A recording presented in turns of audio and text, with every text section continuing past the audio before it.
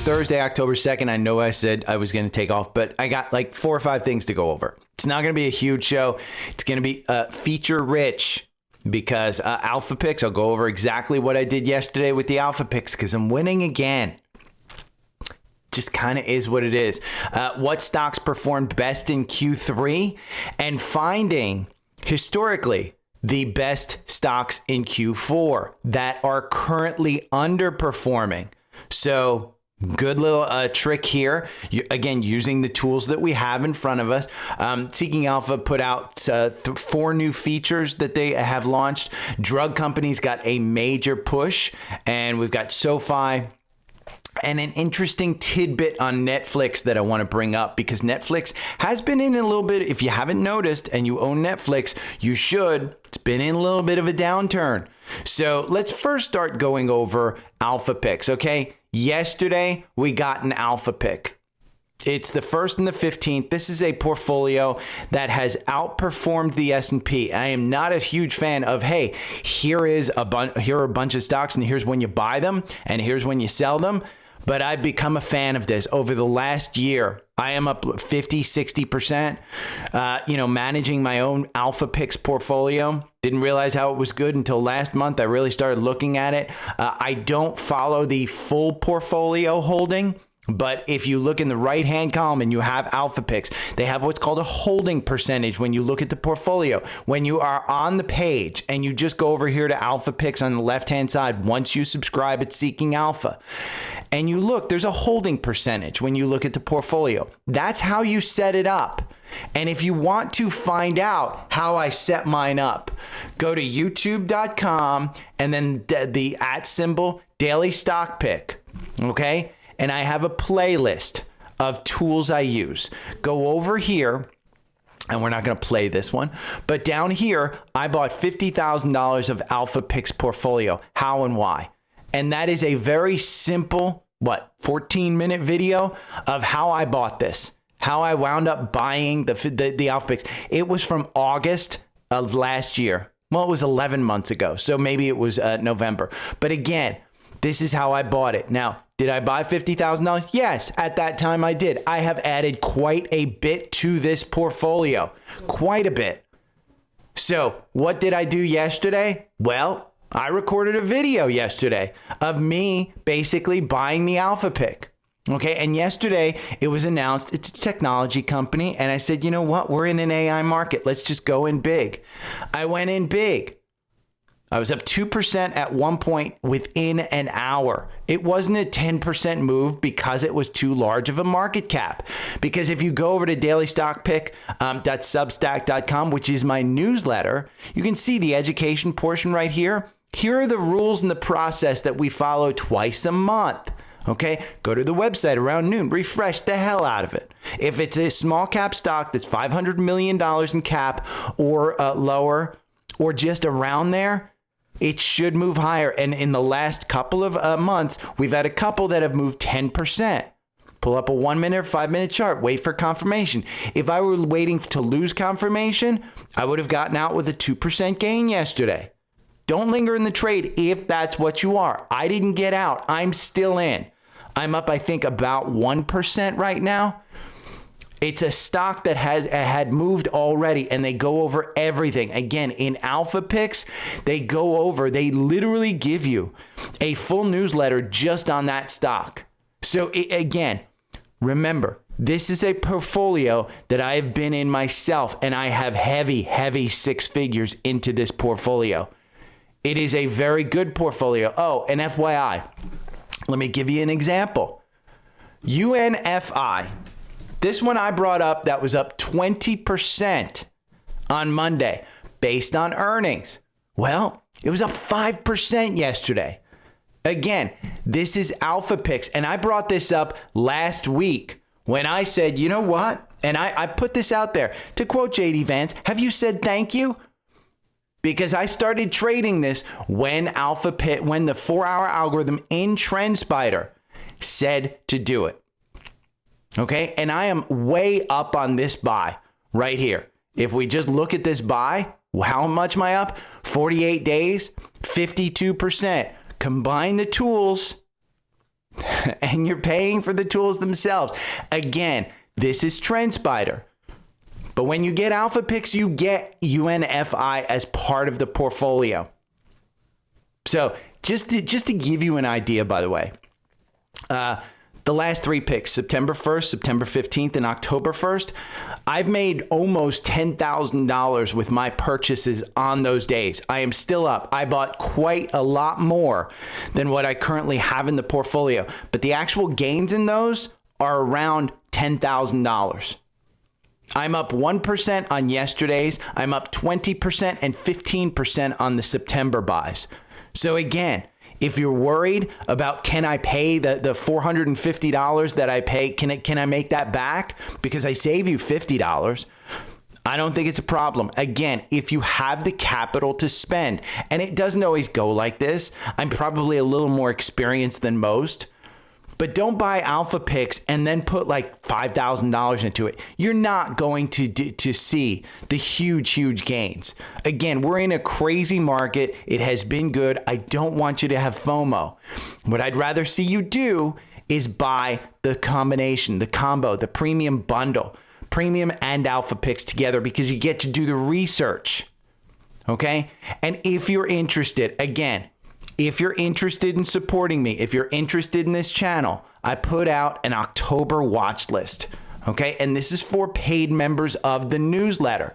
I'm not trying to hide this behind a paywall. All of these stocks have been brought up on this podcast. I just put it into a smaller section so that you can say, hey, these are the stocks that Gary's looking at.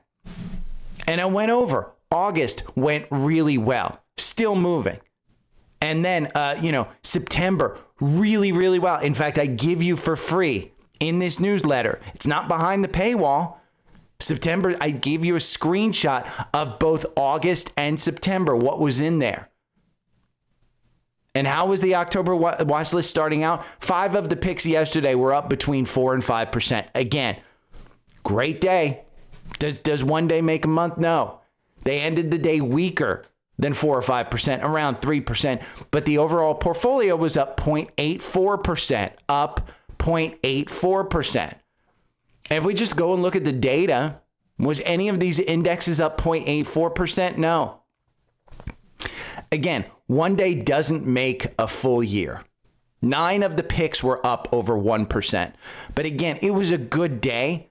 If we look at what outpaced, it was healthcare, it was technology, it was utilities, and what brought the market down, communication services, basic materials, and financials.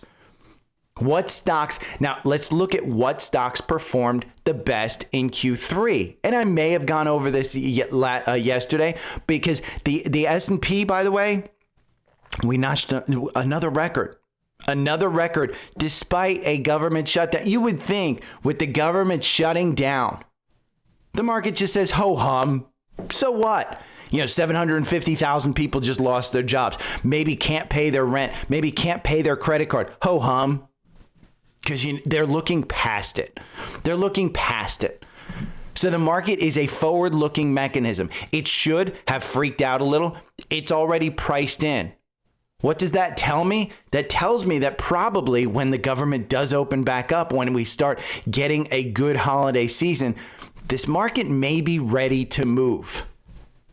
And the top Q3 as it closed, you can see Robinhood, Seagate, Western Digital, Palantir. You've heard me name all these names. Newmont, AppLovin, Micron. The one name that I haven't mentioned, Lam Research, maybe Warner Brothers. I've mentioned GE Vernova. And then the bottom ones, Lululemon. Are you going for a bottom feeder? Trading Desk. My dad still owns it. He doesn't want me to sell it. Deckers, Outdoor Corp. This is the shoe company. Gartner, CarMax, Dow, FactSet Research, Align, Constellation Brands. Again, these are the top performers. Go and chart them in TrendSpider. See if there's any that you want to buy. Because when I look at the worst performer, the Trading Desk, when I look at this one, I say, ooh, short term, 200 days moving down. Ooh, short term, 50 days moving down. Everything's moving down. Since the 4-hour algorithm got in a buy there at 45, it's at 49. That's a pretty damn good move. And there's a gap up here all the way to 86. Do we cover that one? Again, Trading Desk, not my favorite, but it is still expensive. And this was a sell, by the way. It's still a sell in the quant. This is why you get Seeking Alpha, so you can look up the fundamentals and see why it's performing bad. The company has 3-month price performance of minus 29%, while the communication sector has a median of 6.95. It's basically a loser. Do you want to buy a loser and hope that it turns into a winner? Well, like I told my dad, we should have sold this a long time ago, and there are plenty of other places that I can make money, like Robinhood, like some of the winners.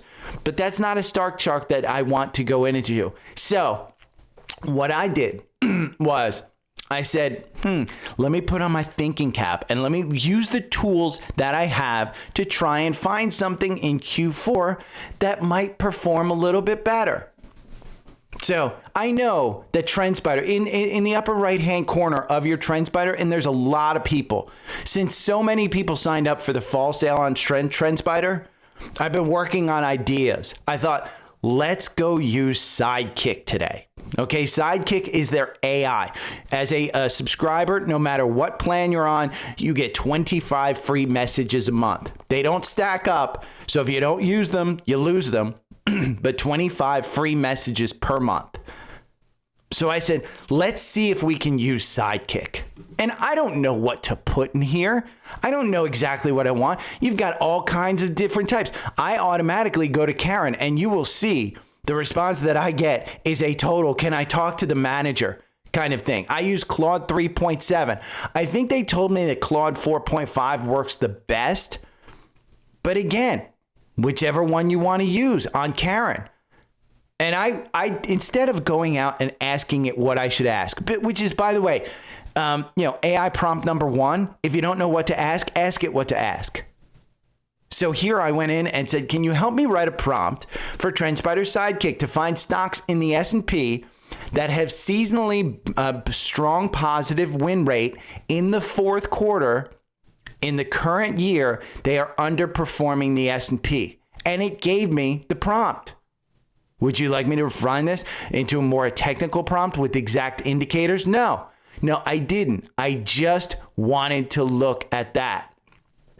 So let's go back to TrendSpider real quick, because I have this saved. And you can see, I literally just copy and pasted from Perplexity into here. And it went in and started calculating.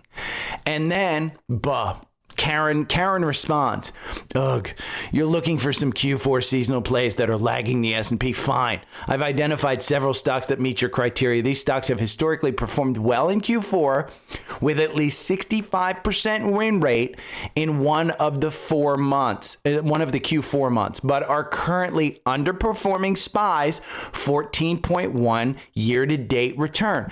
Part of the reason Sidekick is so good is because it's not trained on outside information. It's housed within TrendSpider, and it doesn't go out to the internet and say, ooh, give me this. It just looks at TrendSpider data. And that's why it's so good. So it gave me, here's what I found. Okay, and it gave me the symbols. I can go and look at these by just clicking on them.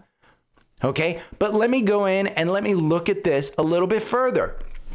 UNH has the strongest overall Q4 seasonality, with all 3 months showing 65% win rate, yet it's dramatically underperforming with a minus 31% year-to-date return. If you're looking for mean reversion with strong seasonal tailwinds, this one stands out. Boom. Put it on a watch list. Costco has highest November win rate at a staggering 90%, but has barely moved this year. It's up 0.1%. Boom. Put it on a watch list. MasterCard has the highest average November return at 5.9% with a 74% win rate, while underperforming SPY by about 5% year to date. Boom, put it on a watch list. Verizon is interesting because it has strong seasonality across all Q4 months, win rates over 70%, and it's still underperforming SPY by 4%. Boom. Look, I don't want to play. This is Karen talking. This isn't me. Look, I don't want to play favorites with these losers. But if you had to pick the most promising candidates based on the combination of strong Q4 seasonality and current underperformance, UNH, Costco, and MasterCard stand out. Now, the next step, and again, I took this a little bit further, and I'm not super happy with the results, but I said, hey, can you set up a market scanner for this type of thing so I can search the symbols? And it says, perfect. Now I have enough information to guide you on setting up a market scanner. How to set up the market scanner. Boom, boom, boom. And you might say, ooh, that's perfect. You know, let's look at that. Well, it set it up for you. If we go over here to market scanner and I just look at underperformer, I saved it. Okay. So now you can scan those symbols and see which ones are seasonally done. If we just go over here, you know what? I'm going to put it in the 4-hour algorithm strategy, and I'm going to take these symbols, UNH, I have it on a watch list already. It was a buy at 246. Are you buying now at 348? Because look, if we look at the last 17 years, September was the time to buy. And look at the mean change in the last October, 17 years, 76, 75%. The next 2 months are up. The next one was Costco, which is in the core portfolio here. Doesn't have you in, set an alert. On your entry in the 4-hour algorithm, set an alert. Say, alert me. Click on the 3 dots in the bottom right and say, alert me when this happens on the entry. And boom, buy it when it enters. I think you get back to 2000 because look at this. Okay, November has a 100% win rate. When do you want to buy? You want to buy in October. Even though the win rate is only 1.37%, look at November. You want to know why? Black Friday. That's why. Seasonality. So again, I love the chart that Sidekick pulled up. I love it.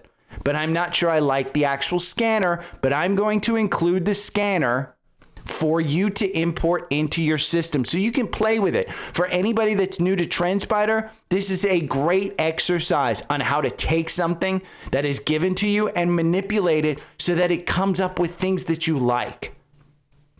It's a great, great exercise. Now, that's how you take these tools and you work them to actually perform for you. They do the work.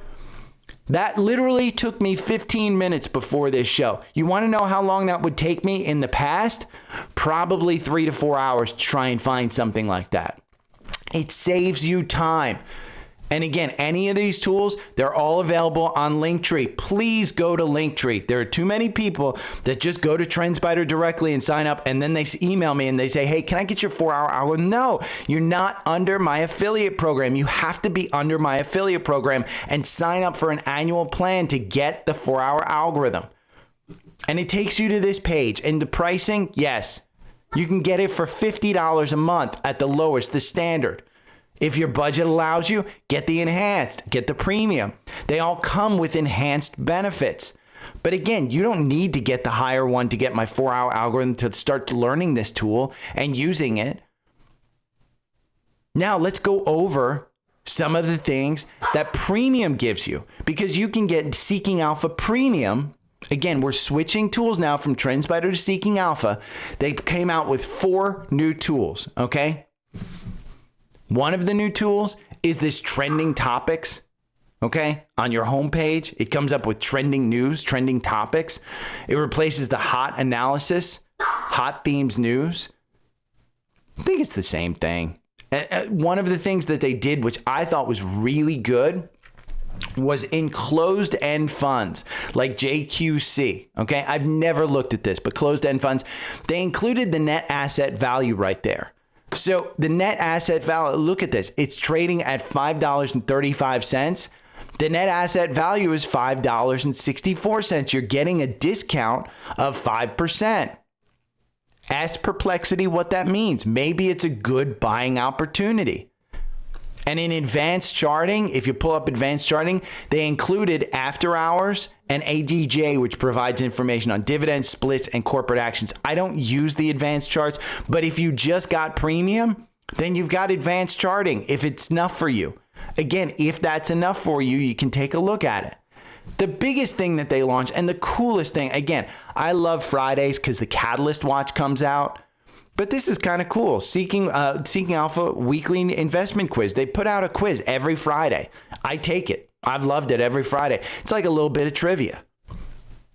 So again, I would urge you, the bundle is where it's at because you save $159. Go to Linktree, sign up for the bundle. If the just Alpha Picks interests you, just get Alpha Picks. If it's just the premium content and you want to do your own research, get Seeking Alpha Premium and take the quiz every week. And by the way, if you just want premium, you get a free 7-day trial. So go and try it. So let's talk about things that underperformed for the last year. You know, again, I said at the beginning of the year, it's a GLP-1 market and GLP-1s haven't done shit. Eli Lilly hasn't done crap. But yesterday, FDA won't accept new drug applications. Guess who's got the best drug portfolio in the market? It's Eli Lilly. It was up 8% yesterday.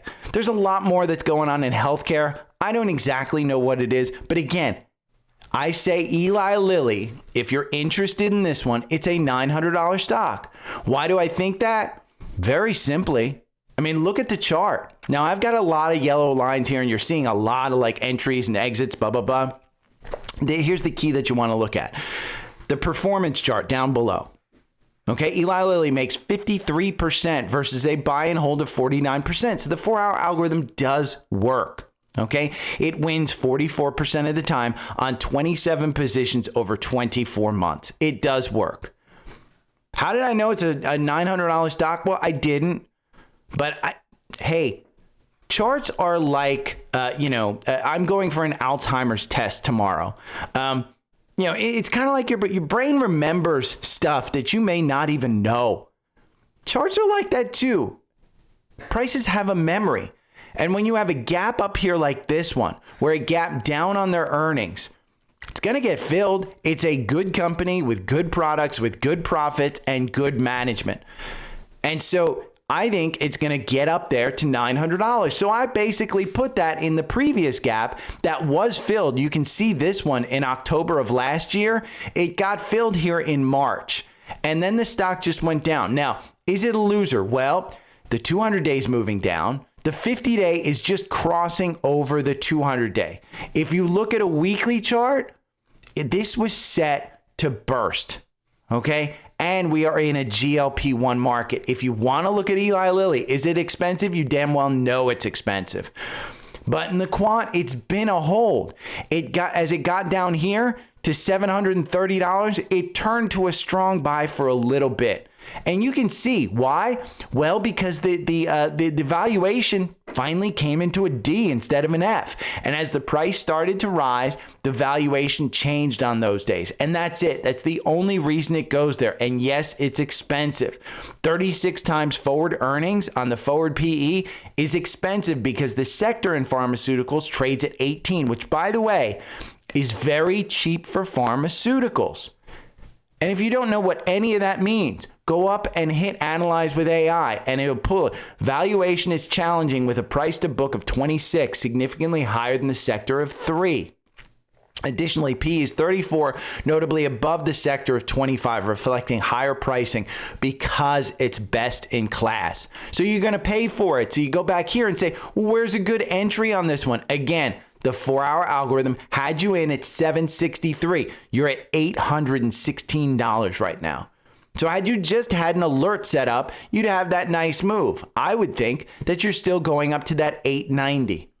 The drug lobby in Washington, very strong. Trump loves the drug lobby.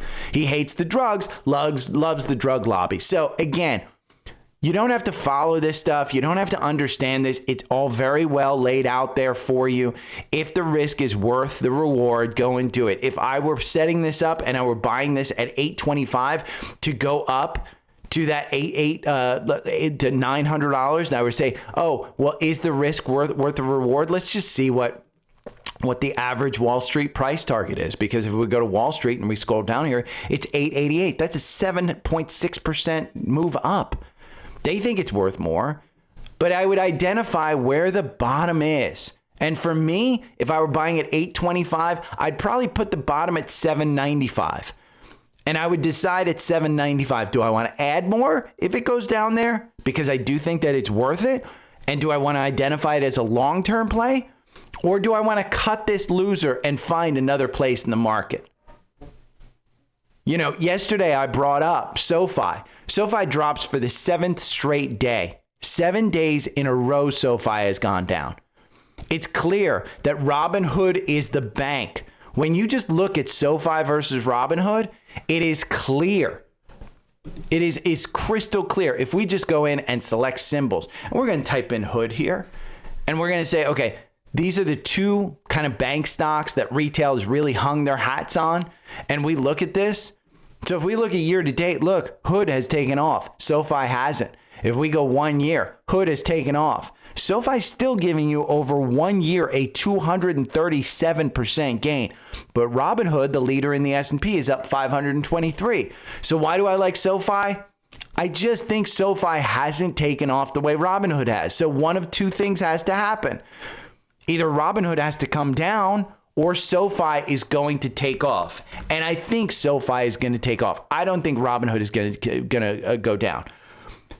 But SOFI here in the 4-hour algorithm, it makes you 196% versus 248%. Is it expensive? Yeah, it's expensive. Absolutely. The valuation here, 81 times forward earnings. That's expensive. Its PEG ratio is 3. That's why I like Robinhood better. Is Robinhood expensive? Yep. It's got a lower PEG ratio and it's got a lower PE. Just simple, choice on that part.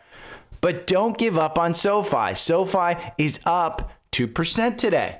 Robinhood is up 1%. Which one has more room to run? I'd say SOFI if they can continue their growth, because their growth is phenomenal. It's 29%. Now, when you look at Robinhood, it's 59%. That's going to be harder for Robinhood to continue that one. So, again, I love this one. And then I'm going to bring up another one that I noticed yesterday, Netflix. There's this ridiculous cancel Netflix movement here on X, on Twitter, whatever you want to call it. Personally, I think it's ridiculous. And FYI, it's just out of control what the cancel culture of the conservative movement is starting to do. But it's something to watch. The PE of Netflix has not been much higher. Okay, this is a 10-year look at the PE of Netflix. You can see it's going down. So the PE it's not expensive historically. Okay? But they were growing more. And again, if you go and just look at Netflix, we're going to pull this up and we look at Netflix and you look at the quant. Is it a buy? No, it's a hold. But it's been a hold forever. The only time it was a buy was back here at 866. And yes, you should have bought it. And if this one dips down under $1,000, I'm going to be loading into this. But is there an actual trend of cancellations? Because that's where you're going to get hurt. Because you can see the growth is an F, but the valuation is an F, but growth is the key. If this starts to dip, you don't get that valuation anymore, and the price will come down. Now, Wall Street thinks this one's a $1,300 stock. But again, Wall Street monkeys always chase this up. Now, let's look at the chart, because I want to show you something on a daily chart. And I posted this last night on Twitter. But on a daily chart, if you just look at this, okay, we are under this 50-day. You're just kind of hanging out there, but yesterday's put us under the 50-day, and it started under the 50-day. And that's this blue line right here. The blue shade, that's called Bollinger Bands. Okay, you can go and look those up, a 50-day moving average, SMA, and a Bollinger Band. Go and look them up if you don't understand that. But again, here is the 50-day line right there. When have you wanted to buy in the past? When it's under its 50-day. And then you factor in the actual indicators like MACD, which is one of the strongest indicators out there if you go and back test it. And that's what my 4-hour algorithm is based on.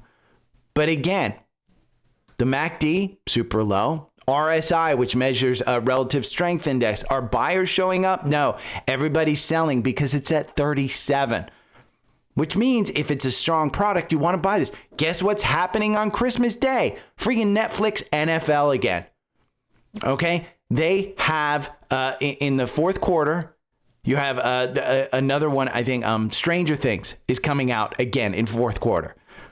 It's a big, will people start to subscribe for that stuff? I just think the cancel portion is overblown. I think this is when it's getting a dip. I will add to it. When the 4-hour algorithm tells me to. Okay, you can see it on your screen. It got you out. When's it going to get me back in? I don't know. I've got an alert set up. I want to add to this name. I got out of this name at I think just around $1,000. I'm not out of it completely. I sold half my lot. I never got back in. I think I may have added a little bit since then, but not enough. I didn't add the 50% that I took out and locked profits in. Your average win in the 4-hour algorithm is 11%. You win 55% of the time. So again, I like this stock. I like taking advantage of that opportunity. So this is just a quick look at what I did yesterday. I just looked at these things. Again, Alpha Picks, we scalped. Q3, I wanted to find stocks that were big on Q4. I used TrendSpider Sidekick and Perplexity AI. Boom, tools that I have in front of me. And then the new Seeking Alpha Premium features. I went over just JQC. If that tickles your little belly, if you got a little belly that's saying, ooh, I need JQC, which is an income fund, and I want to find net asset value that's lower, my net asset value that's higher, giving me a discount, boom, tickles your belly. Maybe you want to look at stuff like that. Seeking Alpha gives you that opportunity. And then just the stocks that I went over, Eli Lilly, SOFI versus Hood, and Netflix. So this is coming up with the whole tools as to how I manage my portfolio and how I use those tools. So everybody that got TrendSpider during the fall sale, kudos, go out and use it. Everybody that's gotten Seeking Alpha and Alpha Picks, boom, go out and use it, because I'm using Alpha Picks to make 5 figures in a very short amount of time. And yes, I may put more money in. It's the risk reward. Don't get FOMO. Understand that I may have more risk tolerance than you. I may trust Alpha Picks more than you. I may trust the 4-hour algorithm more than you. But those things don't absolutely 100% make me money. Okay? They never will. There is never a guarantee in the market. You have to take risk. But like I told a friend the other day, I talked to 2 friends. I'll give you the first one. And I said, your cash in your bank account, it's not making you money. The dollar is at a super low. The dollar's not making you money. Bonds, you can get 4%. Great. S&P's up 20%. Why are you happy with 4%? You can get 4%. If you think the market's going to crash, locking in 4% in bonds makes sense. Because if the market crashes, you're still getting the 4% if the government has the money to pay you. But again, private, like, Apple bonds or Microsoft bonds or even Oracle bonds, they're going to pay you a little bit more than the government, because they're saying, well, AI's making all this money, we're going to be able to pay it back. Now, the second person that I talked to was my friend who has been a VOO buyer over the years, 20 years of buying VOO and QQQ. That's it. And he's done very well. Has no risk tolerance whatsoever. I gave him access to Alpha Picks. 4 or 5 months ago? Send me a message like, dinner's on me. This is a guy who never bought me dinner before. Dinner's on me. It's done him that well. So again, these are things that I talk to my own personal friends. This is how I manage my stuff. Whether you like it or not, the tools are not necessary for you to make money. Just make sure that you have a toolkit and you have the ability to back test things, because we are in a scary market. The market didn't care about that government shutdown. We are not getting any information on jobs from the government. We are not getting any information on GDP or the percentage. We are stuck out of information. And the last Trump government shutdown lasted for close to 30 days. I didn't look what the poly market says now, but yesterday they said it was going to be closed for 10 days. I think it's going to be longer. So that's your show. Enjoy it. I will talk to you tomorrow. See you. Bye. Every morning I wake up to the sound of the trading bell. My heart starts to pound. Daily stock pick trading podcast in my ears, guiding me through my hopes and fears. Tune in daily, don't miss a single show. Sign up for the newsletter, let us help you grow. Taking risks, making moves, seeking success. Together we'll conquer, no room for any less. Every morning I wake up to the sound of the trading